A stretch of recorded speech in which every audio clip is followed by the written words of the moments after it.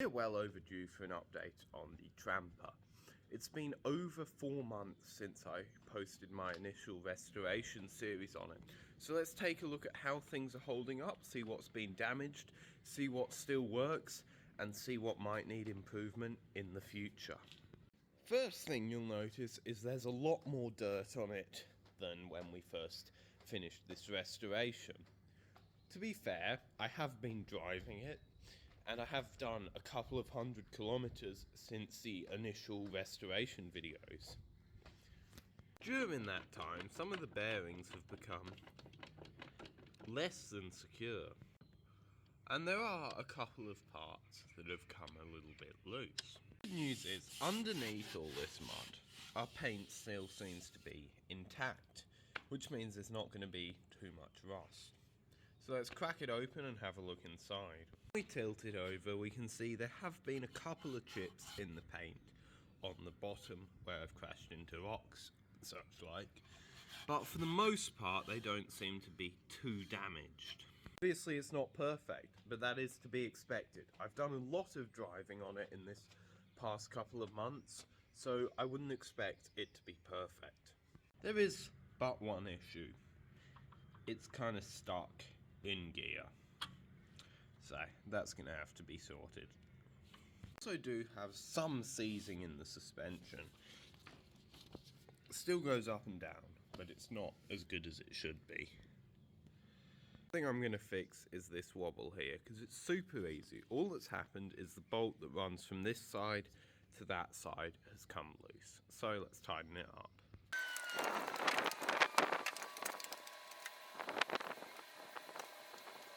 Before I retighten that nut, I'm actually just going to whack some Loctite in there. I'm going to be using red Loctite, so it's going to be very difficult to get undone, but this keeps coming off and I want to fix it. Lucky I made this video because I went into my toolbox and grabbed out some of this thermal grease, which I was going to try and hold the nut on with, and it wasn't until I made the video that I realised that I had done the wrong thing. Anyway, Loctite it is. Actually, on the other side, so I can do it that way. Now, the torque spec on this officially is 25 Newton meters. This is a 1/4 inch ratchet, so I'm not going to get that. So let's grab a bigger one.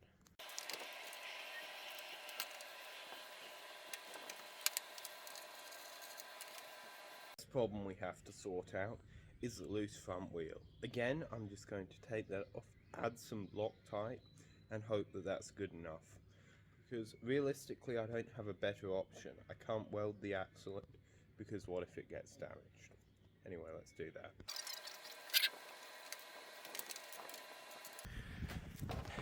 It's getting a bit dark. Time to crack on. Bloody hell. That torch I made a couple of videos ago. Well, it's by this flashlight right here. Next problem we have to fix is this. I don't know if you can see, but there's some play in the steering again. Once again, the blooming rod end bearings that they're using have blown out. Why? Well, because it's not the right tool for the job. Am I going to re-engineer it to replace them? Maybe in the future, but not right now, so let's just whack a new rod end bearing on.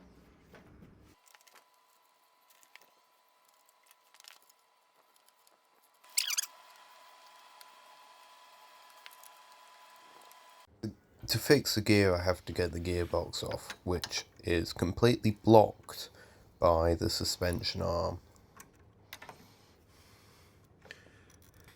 Before we go any further, let's adjust the suspension. It's been way too hard for way too long, so I'm going to make it softer by moving the shocks back. At the same time, this should give me access to that bolt, and I should be able to get the motor neutralizer gearbox clutch thing off. No idea what it's called on a mobility scooter. So let's do that now.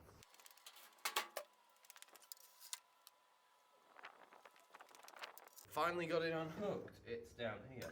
It won't come off any further than that until I unhook the wires around the other side, which means I have to flip it the whole way back over. But before we do that, I've got to take the shocks off.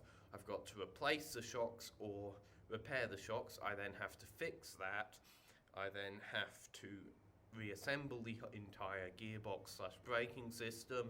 I then have to take the shocks, put them back in position, have to put that back on, I have to flip it back over, I have to get the wiring sorted, and I've got 3 hours to do it. Montage time.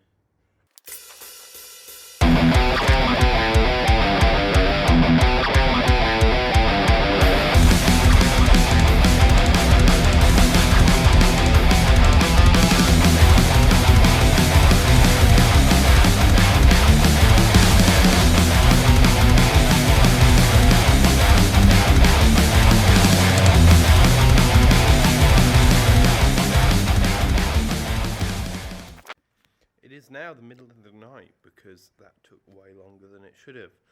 And the Tramper is all fixed up and ready to go, so let's take it on a test drive and hope and pray that it doesn't run out of charge. The unexpected hero of today's story is this torch I built. It has been going non-stop for about 5 hours and it's still at 40% battery, so absolute unit. Right, let's take this for a spin. Okay. I mean, the headlight upgrade we put in is absolutely saving the day right now because it is pitch black and I can see just fine. I'm going to go around to the left here and hope that they don't get hit by a car. I might need to include a high beam mode because as nice as it is having a smooth headlight like this on dipped, I cannot see past about 10 meters because basically the light's shining at the ground. Hopefully I can fix that soon, but headlights aren't my strong point and I don't really want to be fitting a new socket when I gotta take this out on a journey tomorrow. That is the end of the video. Thank you so much for watching. If you enjoyed this video, please hit the like button. And if you want to see more of my content, like the hand cycle or more builds like this, be sure to subscribe and turn on notifications. Alright, see you next week.